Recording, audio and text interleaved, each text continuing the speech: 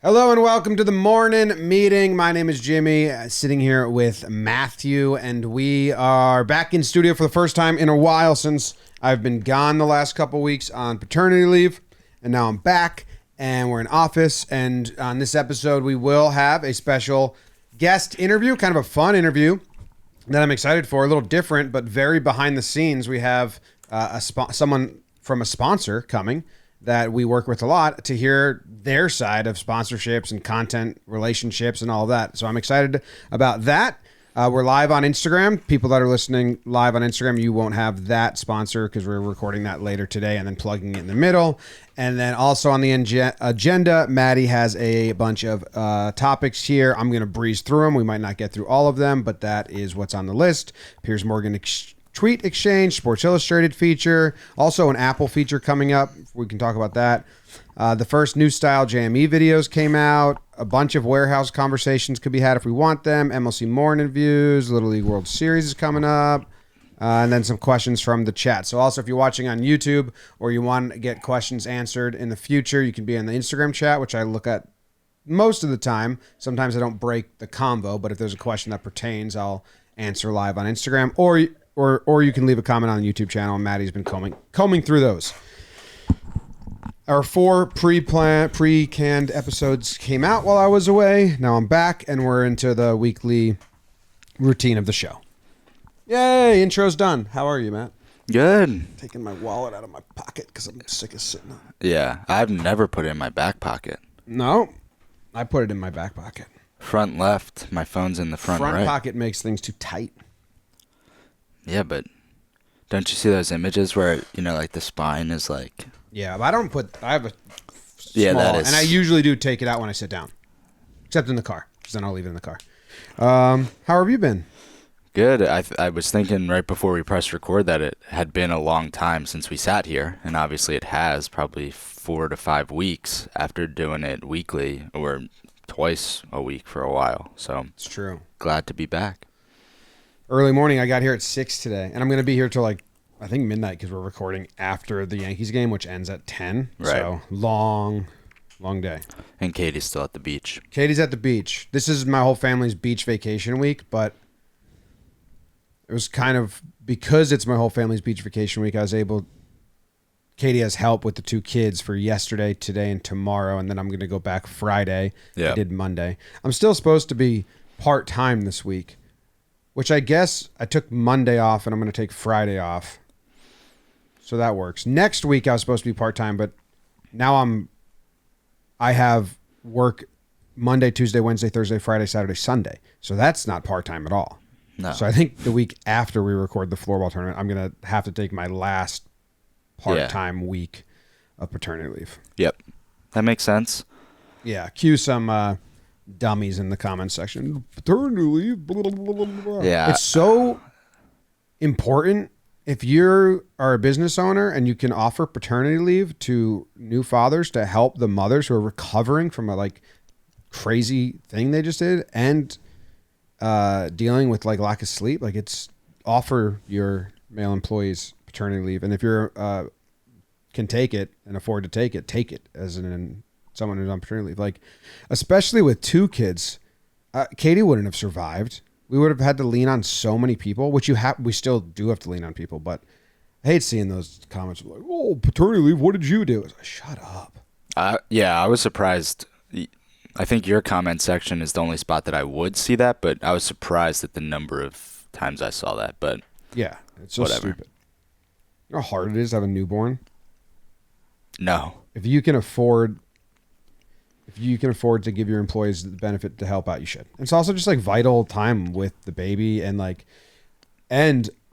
it's on a relationship. It's the easiest time I think to be strained and not feel like a team anymore because you're just fighting sleep. You rarely see each other. So both be able to do it is important. You know who's big? Alexis Ohanian. Serena Williams. Yeah, and he's an investor with us and a big fan. He is a big advocate for paternity leave, which I support. Nice. Let dads be dads. Yeah, anyway. Done. I'm so sick of seeing that, though. Yeah, that makes sense. whatever. Diving into these topics, do you want to rip a quick Piers Morgan off the bat? Yeah, that was a while ago. Piers Morgan has been, he's a big cricket fan. So the Ashes are going on, Australia versus England, and it's been controversial. And he's really whiny, like real whiny about a lot of things. And there was like I did a whole breakdown on it so you can see it, but I tweeted it out. Everyone in my replies tagged him on it. So then he quote tweeted it. I woke up the next day and it had like 8 million views. But I didn't see that he did that until like 10 hours later. So I didn't respond or anything. I don't know if I would have. But well, you did respond. Well, I made the video and Yeah. I just like, yeah. But I didn't respond on Twitter. But it's funny. I mean, that's maybe the biggest account that's ever like quoted me. 8 million followers. Yeah, probably. He told me as an American, I can't talk about cricket, which is fair. Fine. He probably says some stuff about baseball that I'm like, you should sit this out. Yeah. It's just funny that everybody in the comments gave his name. Like, why? Because he's just the biggest cricket fan? No, he was being he was like giving tons of opinions about this issue and then quote tweeting people and telling them they're stupid. Like he was very actively in the discussion or not so leading it. Yeah. He just had another tweet and the grade cricketer made fun of him in the podcast. It's really funny. That's funny. Just whining. England's sad. Yeah. I mean, the breakdown was really funny. Like, the guy got a little taste of his own medicine. Yeah. Yeah. That one took fucking forever. What did I do? Those first 2 weeks, I did the Domingo Herman breakdown, and I did that one. And they took Domingo Herman. I think because Katie's mom was still around. It was right like 2 days after we got home, so I utilized that. And then the other cricket one I did over the course of like 6 days. Just like whenever I found a 10 to 15 minute window, I edited it and then finally sat down and made it. Yeah, that was another topic that we had on here was Domingo. I know you didn't watch it live? Nope. Question mark? Didn't watch it, the perfect game live, no. Did you know going to sleep that was happening? No, I fell asleep before the first pitch was thrown. Yeah. So at what point did you wake up and what was your thoughts when you woke up? Like, oh shit, like now I have to do this? 3 a.m. I started at 3 a.m. I woke up at 3 a.m. with the baby and checked the score and then saw that Domingo Herman threw a perfect game and I was like, oh my God. And then I just, instead of like trying to put the baby back to sleep and go to sleep, I just brought her downstairs to the basement with me and just started working on it. But then we had something. Was that after baby was born? Claire was born?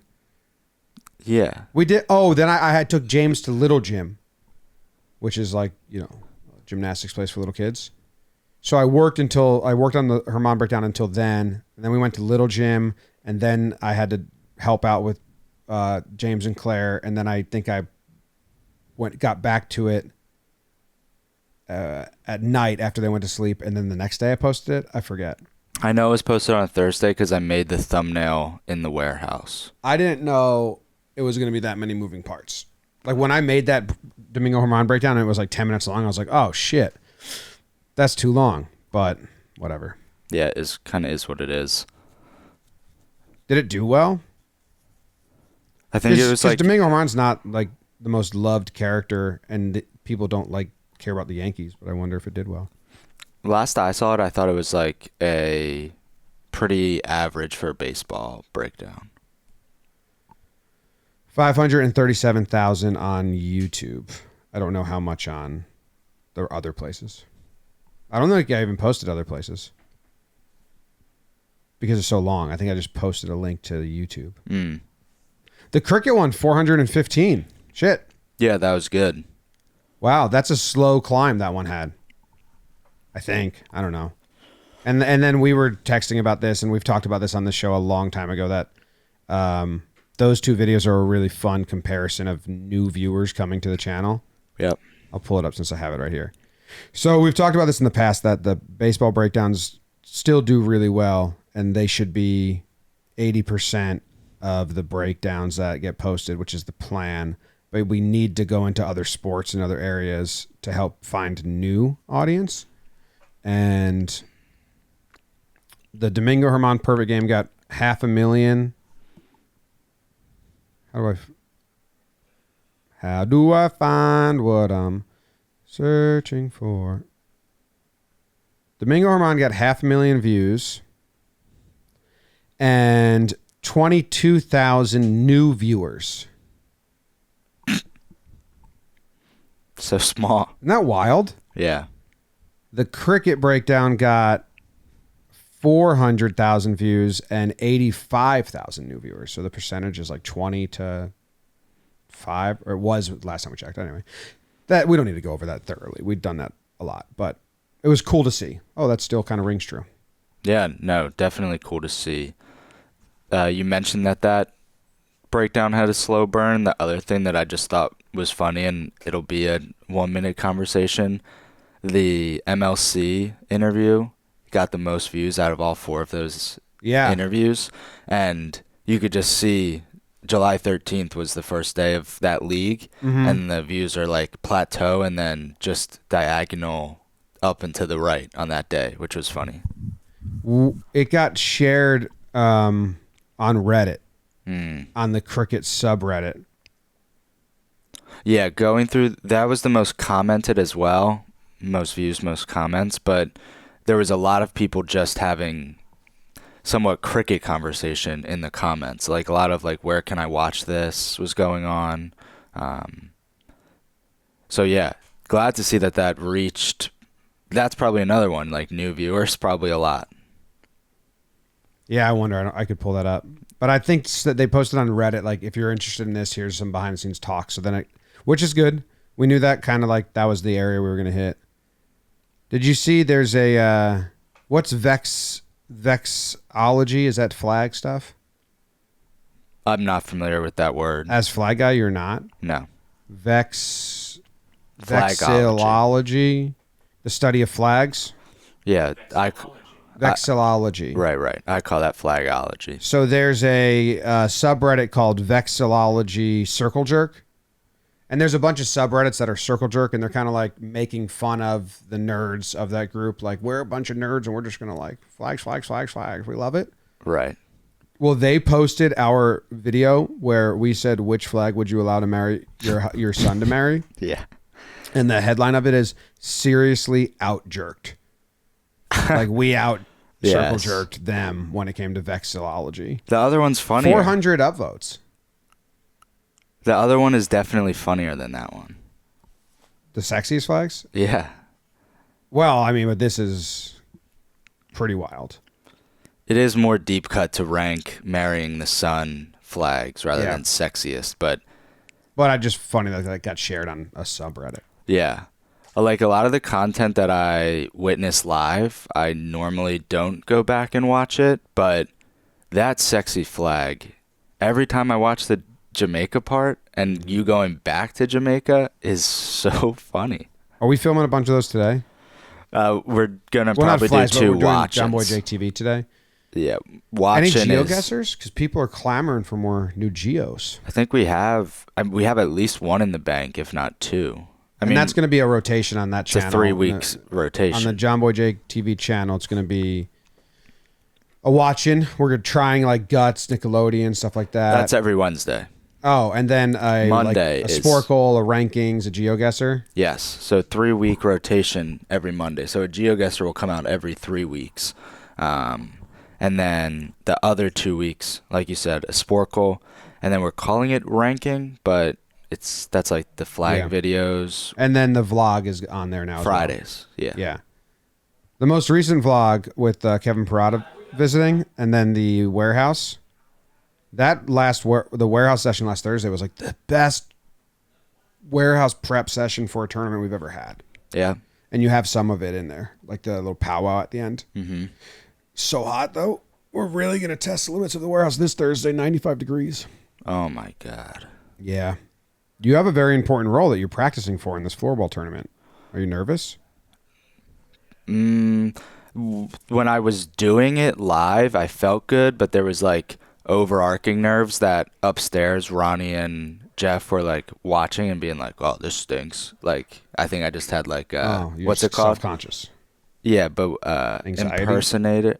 Oh, what? What's it? What Imposter? is it? Imposter syndrome. Yeah. Like I shouldn't be doing this. Oh, you just think you're not qualified. Yeah, but then. But you're been cameraman for a lot of warehouse stuff.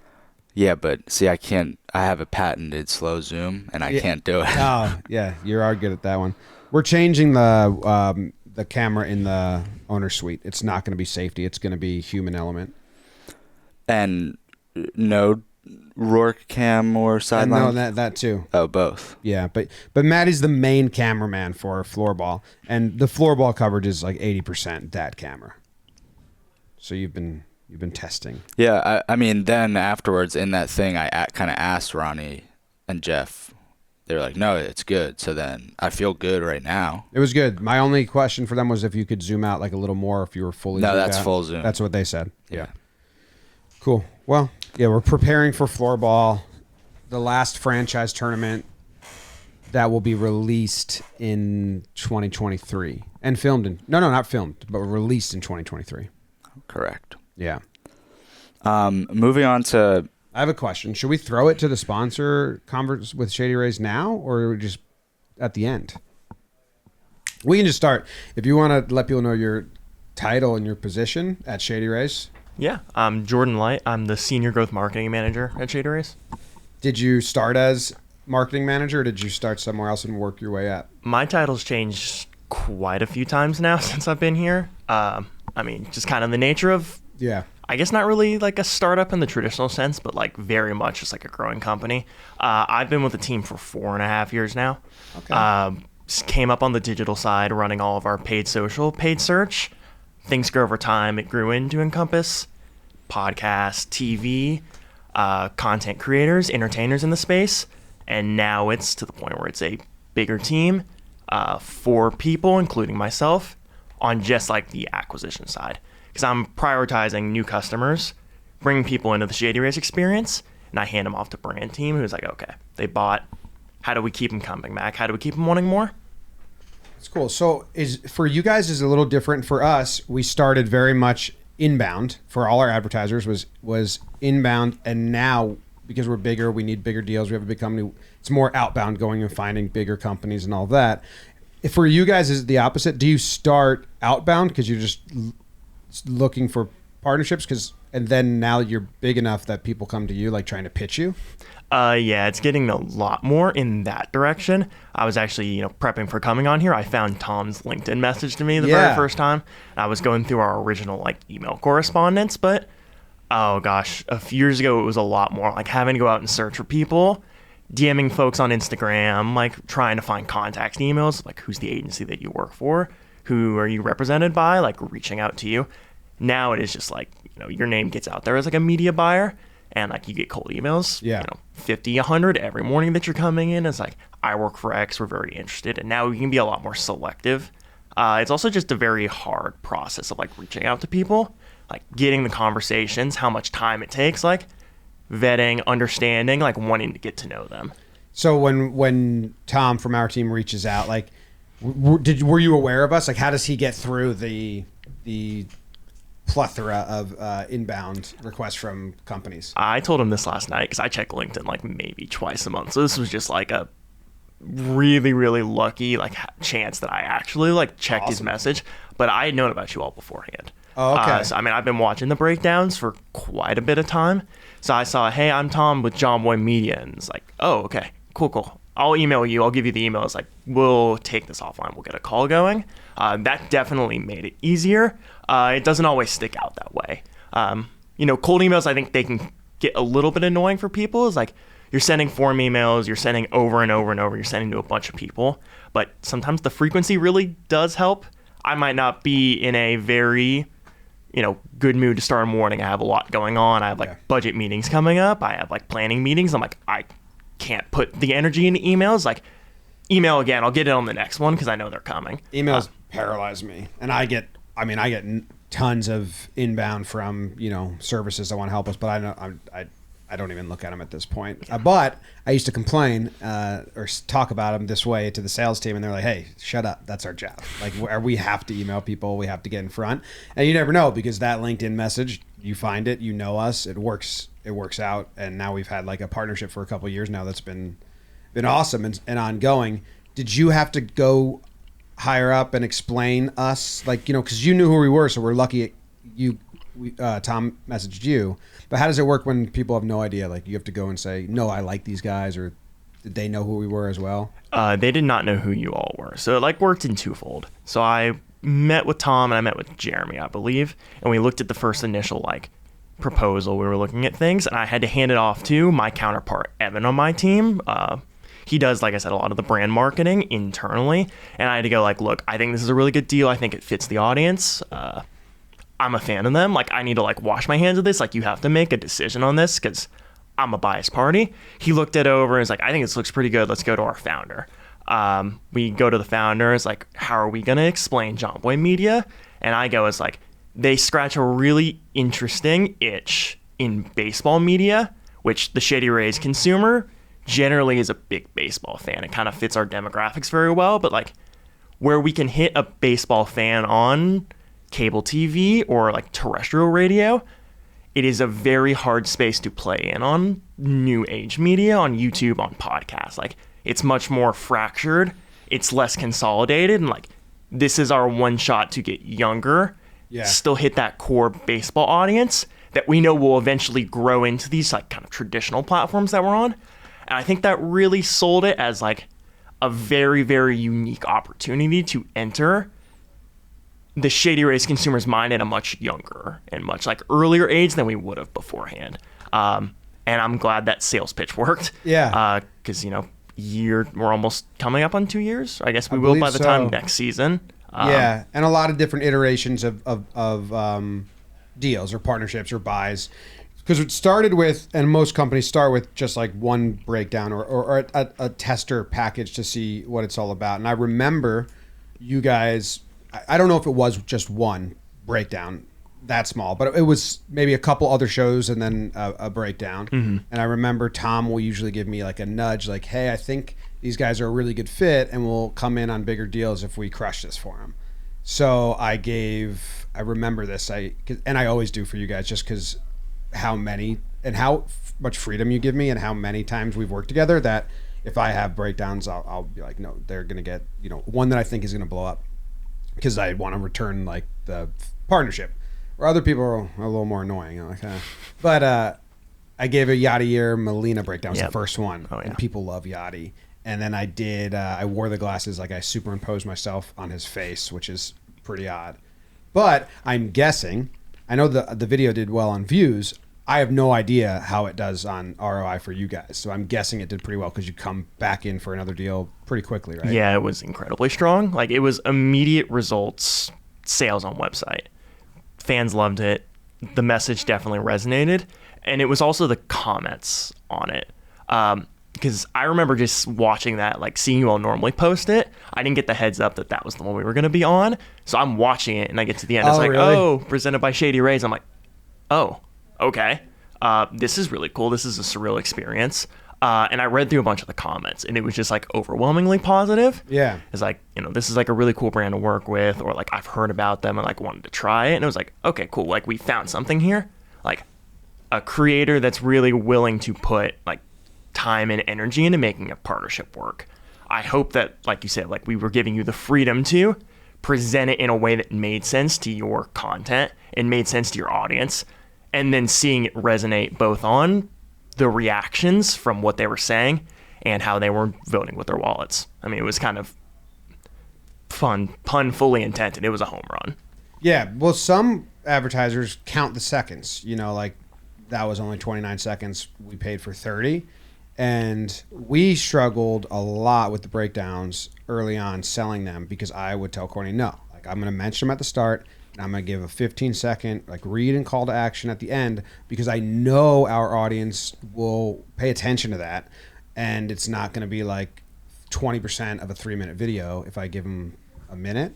So that's where it's always been really fun with you guys. Even the custom commercial we just made for the custom sunglasses that we did, Like I pitched that idea to Sam and Maddie and everyone else, and they were like, "That's not long enough. Like that's nothing. It's like 13 seconds." And I was like, "Yeah, but we do that, and then we do the like kind of like read showcase at the second half, and then when we put it together, everyone like got it, and they're like, oh, that's really nice." And I am thrilled with how that came out. But again, that was like full creative freedom. We sent it to you. You guys didn't even have a note. You know, No, usually there's perfect. always like, oh, can you change this? Can you change that? And you deal with it. But like, I was like, oh, that's why I love working with them, because they just like, cool, up. We met with Jeremy beforehand on that, and we were talking about some of the like photography, and we always remember is like we shoot pictures of sunglasses every day, twice a day, all the time. So we know that like the back of our hand. And we send it out to folks, and it's like, oh, well, we have to re-explain how you shoot sunglasses well. But what you all do well is you know your audience and you know what they're going to like. So we gave the direction of like, hey, try to be outside, try to get the sunlight on the frames, like make sure you get like these angles if you're going to show them on face. Everything else, like concept-wise, like you all know your audience. Like we don't have an explicit directive. Like do what makes sense for you all. But here is just how you showcase sunglasses in a premium way. I think it was like the best of both worlds, like you said, like no feedback. Credit to Maddie, he filmed them. That's true. No, it did come out really well. Like we did the voiceover separately, and then like the hype shots of the glasses, and our editor Zach pieced them together. I was like, damn, like I thought we were in a very silly mood when we did that stuff. I thought we gave him a tough ask, but he put it together. No, it came out really, really well. Yeah, it was awesome. So we go from Yachty and that breakdown, and then there was a bigger buy of I think a bunch of podcasts, the sponsoring the All-Star trip, which was really fun.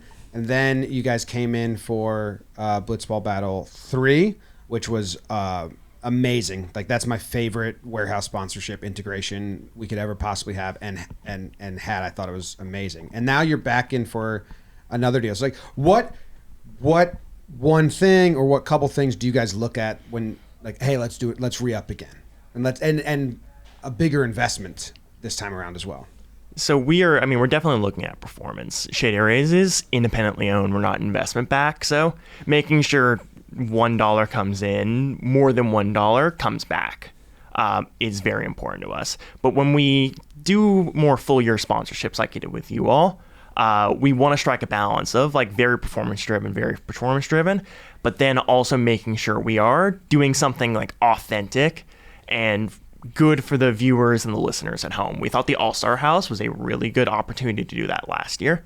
It was, okay, like we saw immediate success with the breakdowns and the podcast sponsorships. Like, let's do something fun. Let's do something that's not just kind of like faceless advertiser that's attached to every video that you're ever going to be on.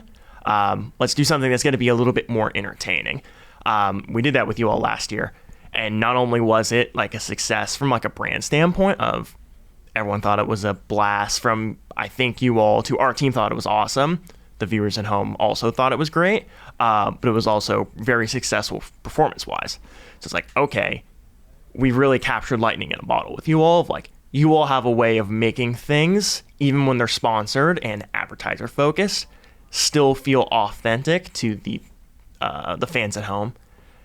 And that like authenticity like really shines through. So it makes the possibilities really broaden for like what we can do in a partnership, which led to Blitzball this year, which I think could not have been a better execution kind of across the board. I mean, just seeing the initial pictures of like, oh yeah, here's how the warehouse is going to look. And it's like, I think you could not possibly miss all the Shady Rays logos. And it looked cool. Like sometimes you do sponsorships like that and like billboards or like posters and stuff, and it will look like even we hung this up, and I doubt that looks as fluid and normal. I'm pointing at the blanket we put over the TV here. Maddie's scoffing at me, but like this is fun, and I don't think this. I'm not afraid of doing it poorly, but the way that the warehouse looked with all the banners, it looks so natural and not in your face.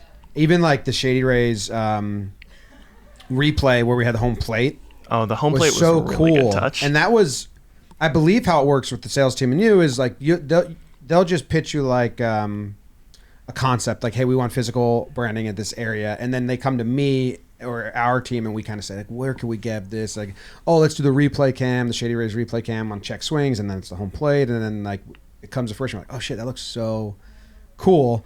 I think we have some floorball stuff coming up as well. But I remember getting an email we got an email from you guys, like very quickly into Blitzball Battle 3, being like, hey, this is already a success on our end, which is, it's awesome that our audience has been able to deliver in breakdowns, podcasts, and all-star, like the house, and then the warehouse. Like you guys have just been kind of fearless, or you believe in us to wherever avenue of content we're creating, you're like, yep, let's see if this works. And so far it's all been working. Yeah, there's a lot of goodwill that's been bought from you all on our side to be like, okay, like you all have a cool idea. Like we can buy in now. We will definitely sort out the details and the finer points as it goes along. That's like, you all are good at coming to us with ideas that you're like, I think this will work. And it actually does work, which is definitely not always the case. And I think sometimes things don't work even with the full intention that you think it is. But you all very much have been able to execute on all of these like very, very big and not necessarily like performance-driven ideas. And it works well. I remember getting the first, one of the first like big warehouse game TikToks that blew up. Also just on my like organic TikTok feed. And I'm like scrolling through and I see the Blitzball happening. So I'm like, I'll stop and watch it.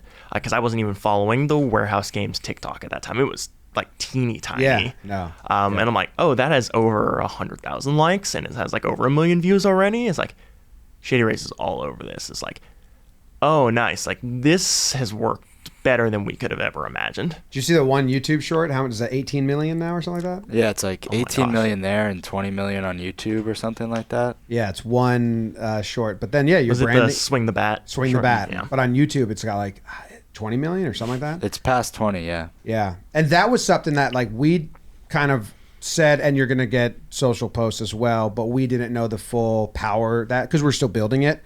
And then I think internally our question is always like, well, how much is this valued? Because obviously, like you said, like return is important. So there's that's end all be all, which it should be. Like there's no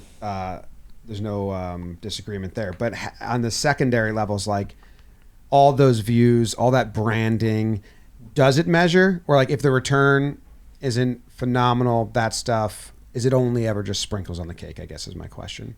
I think it is definitely sprinkles on the cake, but it really depends on how you're going into, like, what's the strategic purpose of this? Like, if we were going in and Blitzball was all that we were, like, staking the partnership on, that's all we did for the entire year, that awareness, those impressions, those eyeballs, like, they're nice, but, you know, there's quite a few other advertising channels we could go through for those eyeballs that maybe don't get that scale and authenticity, but we could still get at, like, an effective rate. But as a major component of a more long-term partnership, getting those eyeballs was way more important. We went into Blitzball not thinking that it was going to be like ROI positive. We really? were like, oh, definitely not. We were like, this is just going to be a really, really fun way to engage with the fans, to do something that you all were like definitely passionate about. And we used it as like the creative way, I remember, to also kind of soft announce that these shades were coming. We're like, okay, this is how we're going to like message it.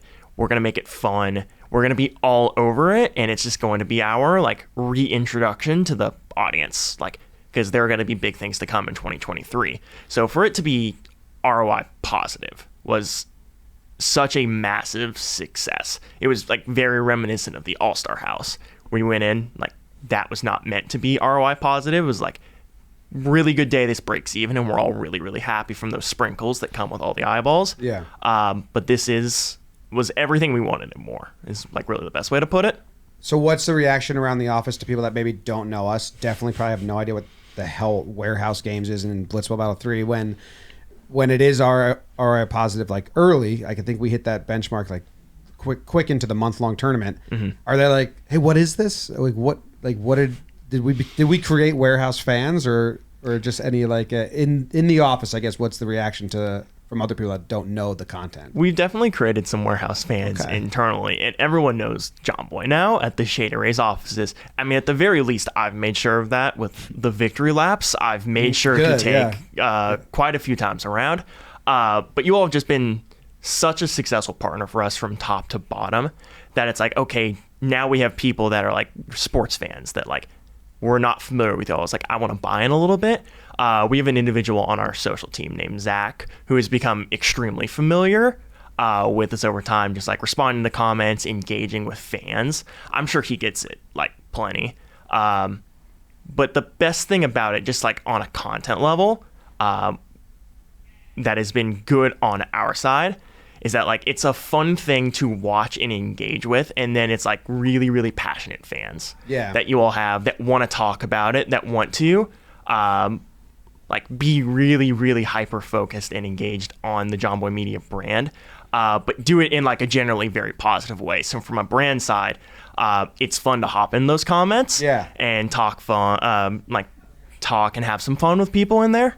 I like it. I like when I see you guys in the mix because it's just so much more on a personal level, because the only reason we're ROI successful is because our community has the same kind of trust in us that you guys have shown in like, no, I like this content, I want to support it, which isn't bullshit. Like that's kind of the partnership we've had, and I think our key audience that wants to see us keep creating and keep doing stuff really value when they see a brand like you guys come in and they can tell like, oh shit, like these guys are supporting them, because it's really what it is. It's not, there's certain partnerships that are like, it's a business and we're just kind of all doing the same thing because we live here, and I think the audience can feel that as well.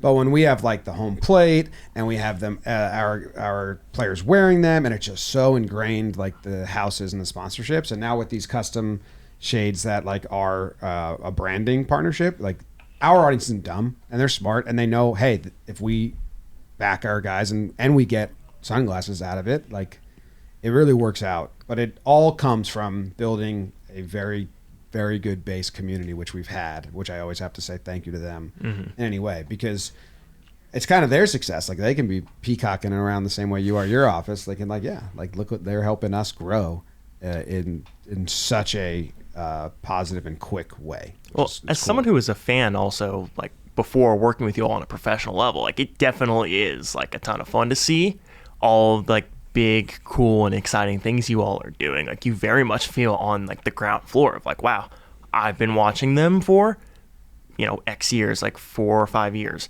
Like this is really cool to see. I can't believe it. I get that feeling like you really do want to buy in. And now I understand both sides of the coin. Is like you value those sponsors that do come on, and hopefully you value the ones that come on in like a very personal level. Like Shady Rays has, where it's like, oh wow, I really love this this creator. These are the brands that support it. This is how like we make things go. It's fun, and it's also fun when it's a product I wear. Like I have like 4 in my backpack at all times. When we did the custom shades and we chose like mine and Jake's, how did we do? You've done collabs before, designing, putting, we have the Jomboy Media, I have a breakdown and signatures. Like, did you see this and you're like, these guys are, they're not good sunglass designers. They are good sunglasses designs. They're all good sunglasses designs, but we did enjoy, we enjoyed working on your pair in particular, because we knew that it was going to be kind of the more sleek, cool, like more subdued pair versus Jake's. Like with Jake's, I think we looked at 20 different shades of green to try and get something that was like the perfect mix of like, this represents the creator that's gonna wear them, but also like isn't gonna be like bright neon green to the point where you don't want to wear them out in public. So it's like a really fine line, especially with the two of you coming in, not having like the shades design background and be like, okay, we know how to make things that people are going to want to wear. You all know how to give us recommendations on things you all want to wear. Like now let's really be in the middle. I enjoyed the process of like getting these done. I mean, we did too. They're really cool to see, and like it's like kind of, I mean, subdued is kind of the whole thing. I don't want to look too wild. Although you guys have really got me out of my comfort zone because I like the white ones with the blue shades, the clear ones. Okay, yeah. Which I like would never have saw myself wearing those. Like I told you earlier, I broke them, so I didn't break them. They in my backpack is a mess, but I got to get new ones. But I'm not a big sunglass wearer until Shady Rays, just because we got so many in the office, and then I put them on and they're lightweight because I don't like when they're heavy and then my face sweats, and I just reminding how much I sweat all the time.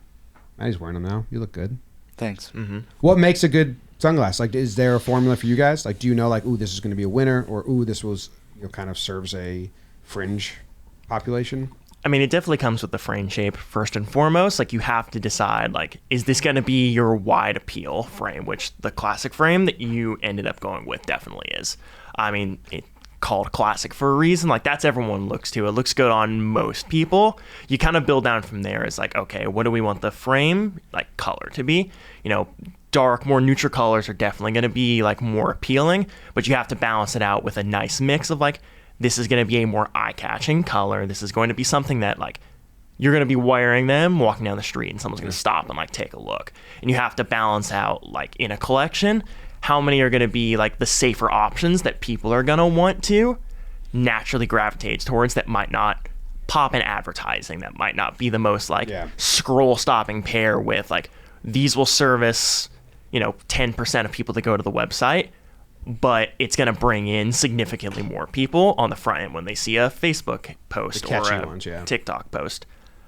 It really is a balance with that, and it's it's a fun process to go through and try to decide, like, how fun and how, like, out there and exciting we can be versus, like, we're going to put something that's black on black and it's going to be not the most exciting thing to us internally, but, like, people are going to love it. And you said it there where it's like, you like wearing lightweight. I think a challenge that we do face, especially working with, like, sunglasses in an e-commerce space, is, like, there is a tendency for some people to equate, like, quality with weight. It's like, oh, these don't feel like super high quality because, like, you pick them up and they're not very hefty. It's like, did I pay $54 for these? But it's something you wear on your face and you want it to be comfortable. You want it to fit well. And we put so much time and effort into making sure that the lenses are the best quality that they can be and the materials are the best quality they can be while still being the most comfortable to wear around, like, doing any activity you want. Sunglasses. And I don't like when they're, like, the super thick material behind your ears. That just makes me feel sweaty and heavy the whole time. But the one last thing I want to tell you before we wrap this up is our idea for the Floorball ads. So, like, the way you have it is 6 custom commercials that are going to be, like, PIP in it. But I'm going to give Sam credit because she came up with a phenomenal idea. I said, let's have all our creators pitch what they want their commercial. And then Sam was like, well, let's have it at the end of each tournament. We do an award show. We'll do best Shady Rays commercial voted on. And now we're announcing before the tournament, like, and we're going to vote on best goal, best game, and we're going to vote on best Shady Rays commercial. Like, there's Ultimatum, which now they know, like, oh, let's watch these because we're going to vote on them. So now no one's skipping our commercials. And we're each going to record, like, our whatever, like the custom one we did, like a little skit and then a shout out. My idea, I want to see if you're okay with this, is I'm just going to take a pair of glasses and I'm going to walk around the office or the warehouse and I'm going to have people put them on and take them off. And then when they're off, I'm just going to say ugly. And when they're on, I'm going to say hot. And then I'm going to say, do you want to look ugly or do you want to look hot? And then I'm going to pitch Shady Rays. That sounds perfect. Okay. I do that to Jake, just Jake. I just go, ooh, ugly, and then put them on, ooh, hot. But I think people aren't going to know that's what's happening to them when I film them putting them on until they see the commercial, unless they listen to this. Mm-hmm. But good, go ahead from you guys. Oh, yeah. This will be a good test to find out who has listened. Yes. Yeah, enough people. Well, cool. Well, thank you very much for joining. Absolutely. Personally, like, we could have done this without microphones, and I just would have been interested to hear your side of, and the other side of the table when it comes to all this. But yeah, thanks. It's been fun. I can't wait to do more and more and more. I think of more ideas. I think you guys are going to be a first call, and if you're in, you're in. If not, we'll call you the next time. I'd love to hear that. Thanks for having me. Awesome. And that was that. Yeah. Now back to the regular scheduled episode. What a great conversation. I haven't heard it yet, but at this point, I think it's wonderful. No, yeah, super insightful. the other part of this episode that excites me the most is just figuring out how much you knew about this Sports Illustrated thing. Because when that came out, I went over and like asked Luke and was like, was that a known thing, or is that just you collabed with them on Instagram, so you had to know to some degree? If I want to explain what was it? Sports Illustrated top 10, like most influential social media sports person. Yeah, they just DM'd me on Instagram. Okay. And they sent me graphics, and they were like, "Hey, you're on our list if you want to share these graphics." And then like the day of, like it's coming out Tuesday. If you want to collab or maybe make a video, and we'll share it. And I was just said, yeah. It's a weird game that all that is. Like, obviously, that's Sports Illustrated using 10 people, right? Like, imagine if Jomboy was like, top 10 baseball influencers, and we chose all of our friends that are influencers that don't work for the company. Like, okay, we give you publicity, and then you say thank you. This is such an honor.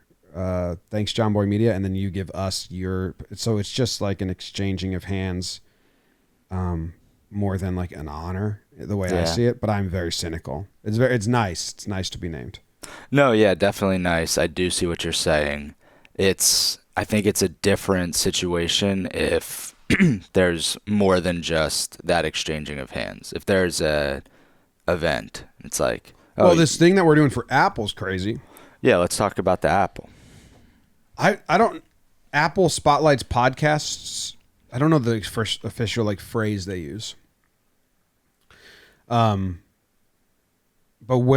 Talkin Baseball is getting highlighted by Apple Podcasts. So I think we're gonna be. I really don't know. I hate that I don't know, but because I was going on paternity leave, I was on the outside of certain meetings, like All-Star Game or Dan's trip to Vegas, or even this, where I'm now kind of regretting not being part of things because I wasn't going to be around, because there was certain things for All-Star and for other things I'm like, I wish I'd known and could have like helped out more. But so for this, I don't mean to be disrespectful. I just don't know the phrasing of what it is. Apple Podcast of the Month or Spotlight or something like that. But we are going to a photo shoot next week. Yeah. 2 days. Tuesday and Wednesday. They're offering a car service to pick me up and drive me to Brooklyn.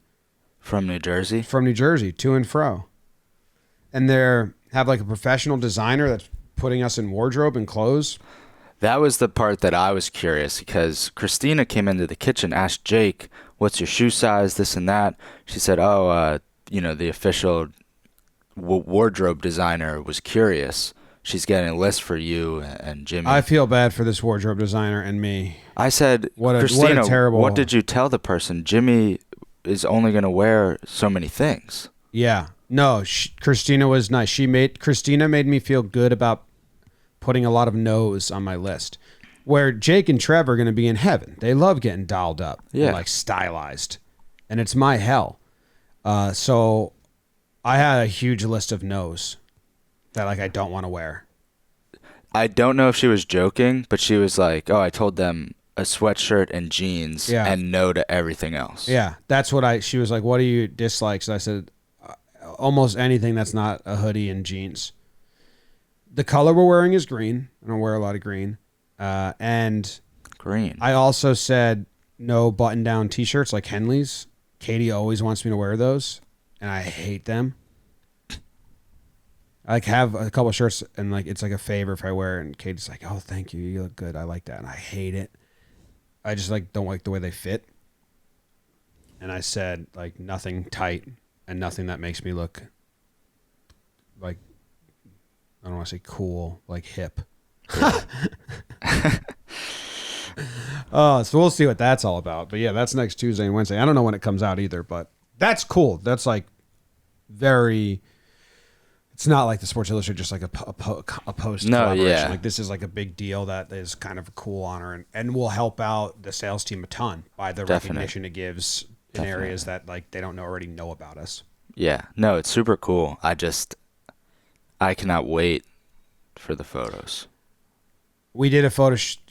I hate photos. I hate This is my, like, I can feel myself cringing, like crawling in my skin already. Like I'm out of my comfort zone. The job of the designer to make you and Jake and Trev look right in the same photo. Jake told them, like, I'm down to wear anything. Yeah. So you two standing next to each other is going to look a little weird. Yeah. Because you're not matching. Yeah, we'll see. I'll probably just suck it up, but whatever. I'm not excited about it. I'm excited about the honor and the shit and like that, but like actually getting whatever. Everyone should know what I mean. Yeah. That's happening next week. I don't know when it comes out. Yeah, probably a while. But that's just so funny. The other new news and new update that has come kind of since you've been on paternity is Jomboy Media Entertainment channel has kind of changed the style of the videos, and I think that we might have talked about it on here, but it's mostly just to make sure that channel is focused on breadth and reaching as many new eyes as possible rather than depth, and just providing more in-depth content for our existing audience. But what was your viewpoint of that from afar? Well, I thought the Jake dribbling video was really funny. Yeah. And really well edited, and made me want to do more stuff in Manhattan, around Manhattan, which we talked about, because it's just like such a backdrop for characters and stuff. Oh yeah. And the retention time on that video like isn't bad. It's pretty good. 45% retention is really good on it. So that's a testament to, like, one, the concept idea, and then like Jake's ability to be funny, but also Zach's editing. Yeah. The next one was the Game of Life Controls My Life. And that one is just like a harder headline. Like, I didn't fully understand what the video was. Yeah. From the title and thumbnail. Right. And then I didn't know Panic was involved. Yeah. Which I think, like, yeah, I just think it wasn't advertised as what it was. Yeah. Or it wasn't very clear, so that might have been a hiccup there. But Pax and Panic are a funny combo. Panic's, yeah. I don't know. How did you feel about that one? I mean, I've said it internally, if not externally, but my hope for all of those was a floor of 30,000 views, and I know Jake's layup has passed that at this point. That one still feels like a depth idea than a breadth idea. Yeah. I don't know if I'd watch anyone do that.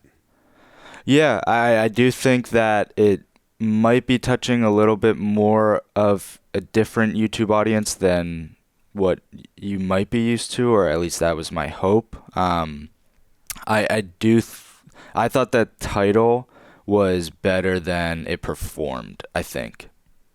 That's my, like, honest reaction. I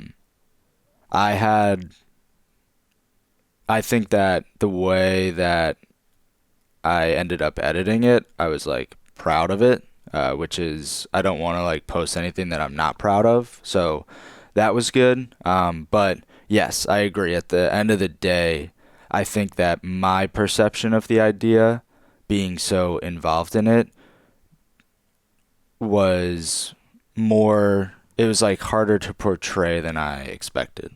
Yeah.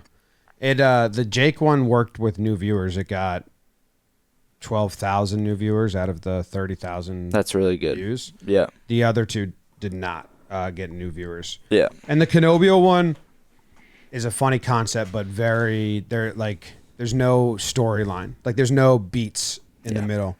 Yeah. Kind of needed to, like, if I was to do the Canobio one again, be like, maybe make a storyline out of the journey. Like, we're going to start here.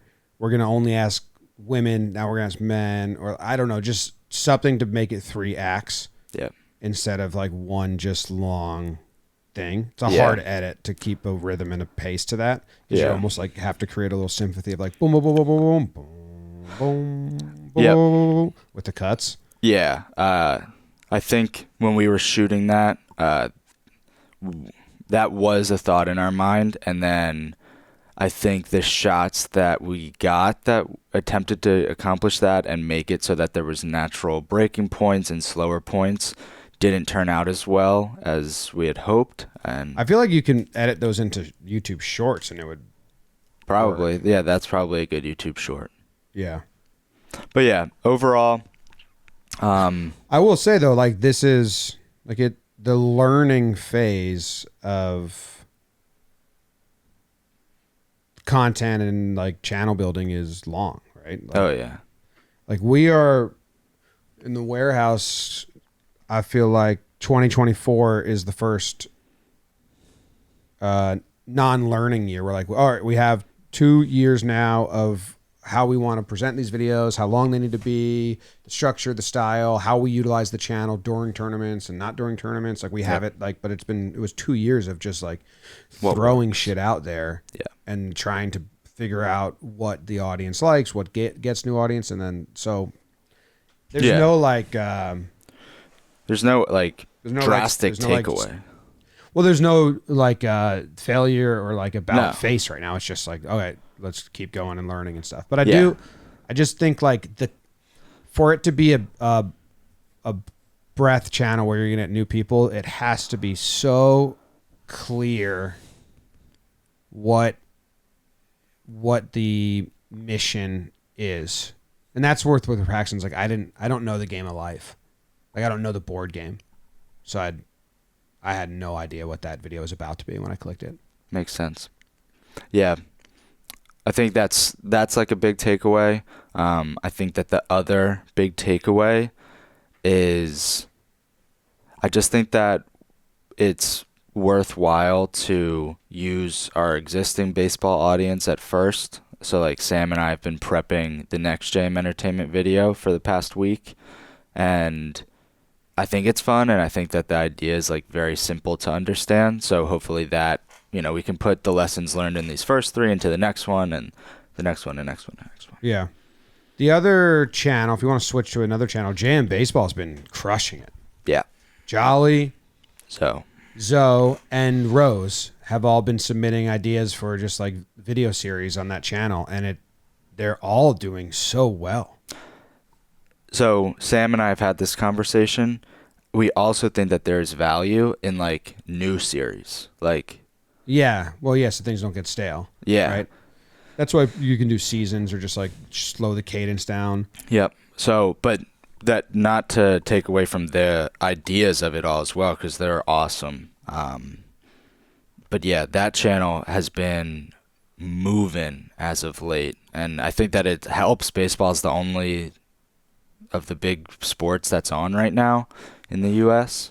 So that's helpful, and some of the views are really exciting because 3 videos within the past month to 2 months are top 5 out of original content that's not back alley at bats.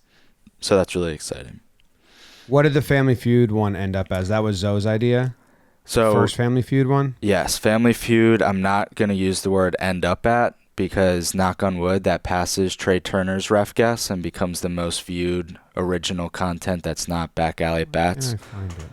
It's called Family Feud Baseball Edition, but I believe it's on like 150, between 155 and 160 at this point.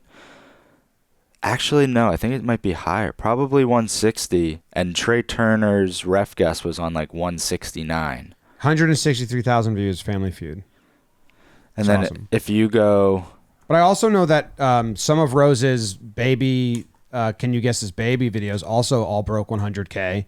Like the JM Baseball channel had a big refiguring as well. Like, what is this channel? What works? Like, you guys totally, like, you kind of spearheaded a total revamping, and then Jolly creates a ton of content for it. And now Rose has raised his hand. He has another idea he wants to do as well. And Zoe's been making stuff, and that channel's been going crazy.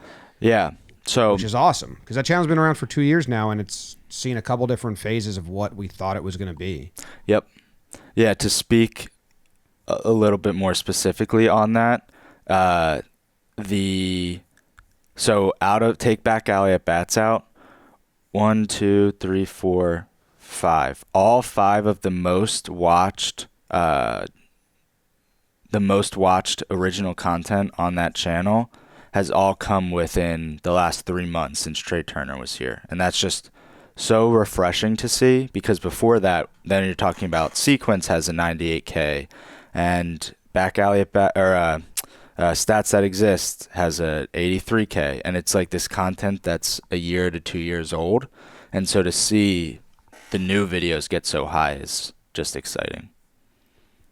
Looking at the monthly chart, in March of this year, we got 1.2 million views on that channel. So let's go from back. January, which is a down month, and it was crazy down for everyone, it was 644K.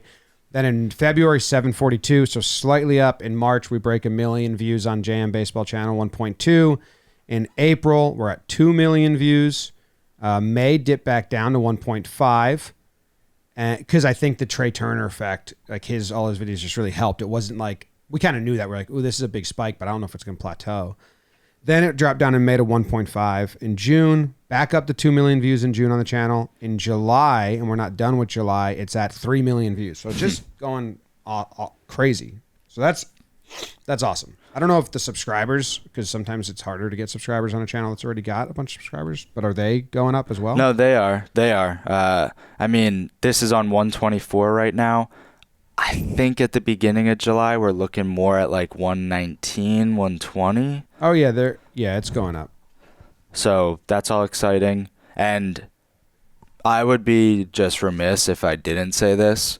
I know Zoe watches these, and I've told him to his face already, but I am so proud of him just because this is the first video he's ever edited, the baseball feud, and it came out like incredibly well. Oh, that's awesome. First video he's ever produced, first video he's ever edited, and it was all his idea. Nobody helped at all, and other than Jake and Jack being in the room. But that's awesome. Yeah, it's really cool.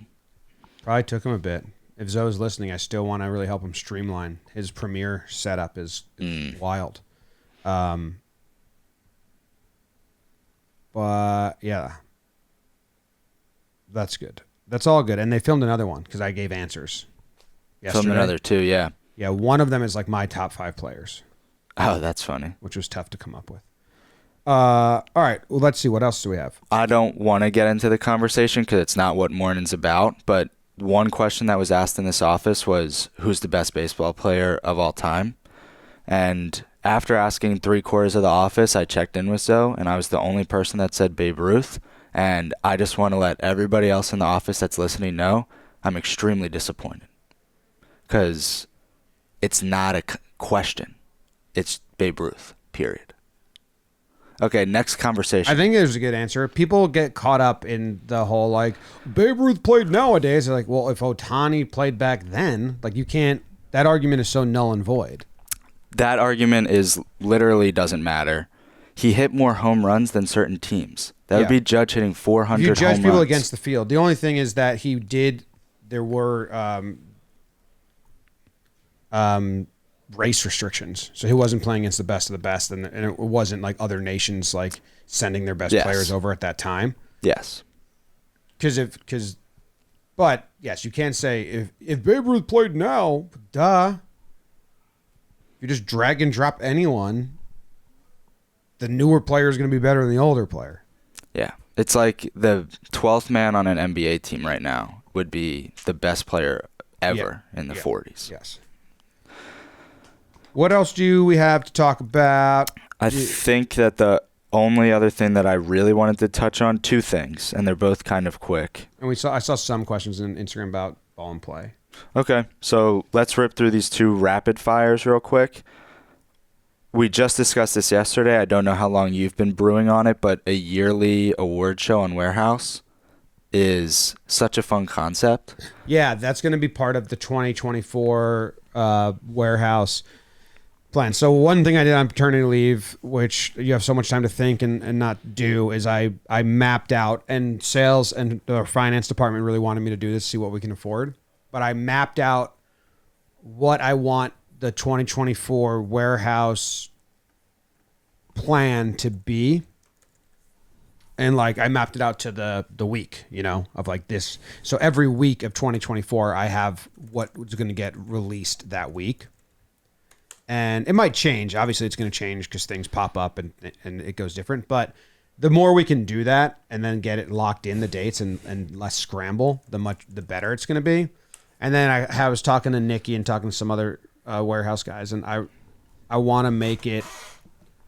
I just want to serve new audiences, but I also want to serve the diehard audiences a ton, which is like, you serve new audience by doing new sports, doing blitzball battles, the big ones that doing the social media and bringing new people. But I want to, like the diehards, I want them to have even more fun. And we actually mapped it out yesterday. But I want to have, so the first video of 2024, before we get the first tournament out, I want to have a like kickoff video where I tell the warehouse audience on that channel, like, this is the yearly calendar. You know how like the calendar for the Yankees for next year came out and it's like a release? Yeah. And in cricket, they do like, this is Australia's summer calendar. Like, oh shit, we're playing Sri Lanka this year. Oh, we're playing, oh wow, this is this. Like, I want to have that vibe. So the first video I want to say is, hey, there's going to be 4 franchise series. And if you don't understand what a franchise series, that means it's going to be Baggage, We Get Ice, Love You, is like our franchises. And Rose is going to be on play-by-play and heightened stakes and all that. Then we're going to have 5 mini tournaments, which is going to be like another 1-inning league variation, another blitzball variation we haven't thought of yet, a handball game we want to create, a ball and play mini tourney. So those are just local talent only and no announcer like roulette or tester leagues. So I just want to explain that to the audience and then let them know, like, this month, boom, boom, boom. But the big thing is that at the end of the year, we want to have a end of year award ceremony, which will be, each franchise tournament has their award show. Floorball's awards comes out now, or not Floorball, Ball and Play comes out today. We won't change that, but it'll be like in the warehouse, dressed up, maybe even live on YouTube, and team of the year or game of the year across all the player franchises. Of the year, athlete of the year, JM athlete of the year. So the one I got Zoe and Jack thinking about it because the one concept is that there's 4 franchise tournaments, 2 blitzball battles, a ball and play, and a floorball. Hopefully in 2025 there'll be 5 franchise tournaments, 2 blitzball battles, and then 3 others. And if you win all 4, it's like a grand slam, which I think is going to be really hard to do. But we devised a point system for the Warehouse Cup. So 10 points if you win, 7 if you come in second, 5 if you lose in the semifinal, no points if you finish below 4th. Did you have this discussion? Did you drive to the office yesterday? Yeah. And did you drive ice? Yeah, I back drove to the with Jack and Zoe to the warehouse last night. Damn. Why? If I knew that car ride was happening, I would have stayed. Yeah, it was very confusing to do a point system, but we figured it out. And we also, guess what? We tallied the points up until right now. If we were to do all of the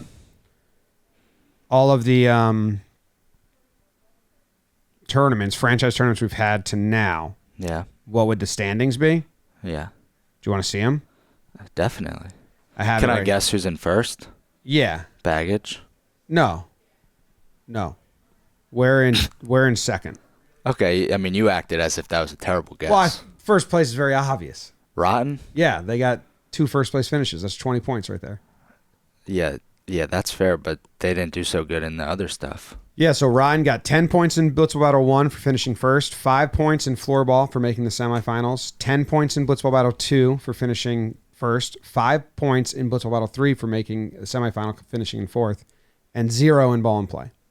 That's 30 points. See, now I did forget that they got that semifinal in their Floorball. So doing this with Jack and Zoe was actually awesome because it made them kind of understand why I want to do certain things certain ways. Like, I'm like, we need it to be all of our franchises. We're not going to do another Como comes in and it's Team Como for franchise tournaments.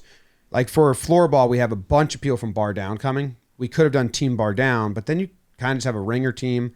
Instead, we're dispersing, or MLC for ball and play. We could have done Team MLC and put 4 MLC guys on a team. It's rather disperse them amongst ours. So when we have sports that have 4 players, that's where we can put new faces. And I love like building siloed worlds. Like when we do ball and play, umpire Nate comes back, and when we do floorball, ref Dan is coming back. Or like even Moylan and Darren and all that. But yeah, so Rotten has 30 points. And it's interesting because Rotten is not playing in floorball. It's the first franchise tournament they're not in. But if we were to say like that's the first chapter, which unofficially, it's impossible for them to not finish in first. No one has 20 points.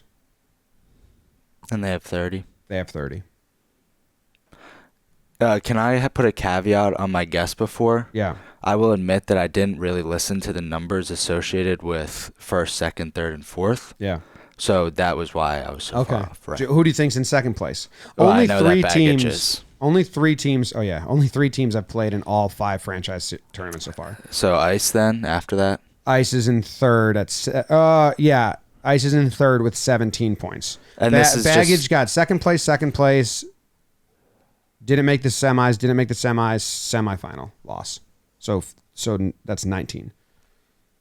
Baggage got, or we got Ice got semifinal loss 0-0-7 for Blitzball Battle 3 and 5 for ball and play. So they're at 17. We're 2 ahead of them. It's a good system. What was they were a semifinalist in BB1? That's what that was? Yeah, they came in 4th. But isn't this a good system? Because great system. At the end of the year, the award ceremony, like you have the JM Cup, and maybe you come and you just lose in the semifinal. But hey, that's enough. You get 7 times 4. 28, yeah. That would be enough. But it would be fucking heartbreaking way. Yeah. But I think, and then we were saying the only way the JM Cup, the Warehouse Cup gets celebrated at the end of the last tournament is if the team that wins the last tournament also secures the JM Cup. Like you can't lose the championship, but then you're celebrating. Raise the cup. Yeah, so we'll pause it. But I want to do a ton of shit. It's actually Nikki's idea. He was like, we need to brand the trophies with our own branding. Yeah. And our own, like the Stanley Cup is a brand, like, and have fun names for it and shit. Yep. And the ball and play trophy that Dan made at the very end that they hold up, the little strike zone with the hole, it's so funny. I want more of those. But yeah, I think that point system helps out. And I think also we can do the player cup and include the individual things. So like Jack and Zoe would have gotten credit for their first place finish in roulette. Makes sense. Same strategy. Same like. So then are team and player of the year not votes? They're just by points? I think you could have a vote, but then there's also like the point system. Yeah, it somewhat makes sense just to do the points. If you have an ironed out point system. Yeah. Which I don't know if you have for a player. Team 1 seems like it shouldn't be a vote. It just is what it is. Yeah. Yeah, I think so. We'll have to iron it all out. We're doing something really cool for floorball. On the first episode, it doesn't come out to October. On the first episode, we're going to let people know what the awards are going to be voted on at the end. So as you watch the games, you can keep track of stuff. Sam's idea. Good idea. Yeah. Okay. Well, anyway, real quick, because people on Instagram asked, ball and play views were down more than I wanted them to be. I wanted it to be the second most watched tournament on the channel. And it is. But yeah, I would be lying if I thought we would get more people coming around. But then I just have to remind myself, like, we did the tester league a while ago. This is the first like real league of this, and the first couple got a lot of views, but people don't know what they're watching. By the end, if you watch the comments and the live chat, they just totally understood how to watch the sport by the end, like how much outs matter, how much bad balls matter. At the beginning, when you have baseball brain, you can't like wrap your head around that. So I'm not pausing. It actually makes me more excited to like when this sport, ball and play, like wins people over and is big, it's going to feel even better. And it's in our best interest to create stuff that's new and ours and not that. Like if we wanted to just run 2 Blitzball battles a year, that would be okay. But there's no real ceiling to that. That would just be like what the channel is. And after like 4 years, I think we get pretty fucking bored. Yeah. Yeah, that's why the new sports are exciting too. And Yeah. those will be coming. Yeah, we're creating a new handball / Gaelic football sport. Yeah. Our guest is here in FYI.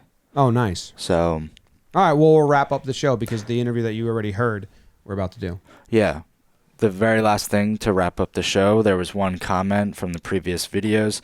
Jomboy, you still going to post those day in the life videos from Bradley Love? I thought I was going to. I still have I have tons of footage from paternity leave and hanging out, and I was trying to, but it's a bad use of my time right now. So to edit them and put them together. So maybe it's just an off-season thing. But I want to, but it's just, yeah. All right. Leave your questions. Free time goes to editing like breakdowns. Leave your questions below. Questions below. Thanks for tuning in. Subscribe if you enjoy this. Appreciate you guys. As always, we'll see you next week. Goodbye. Morning adjourned.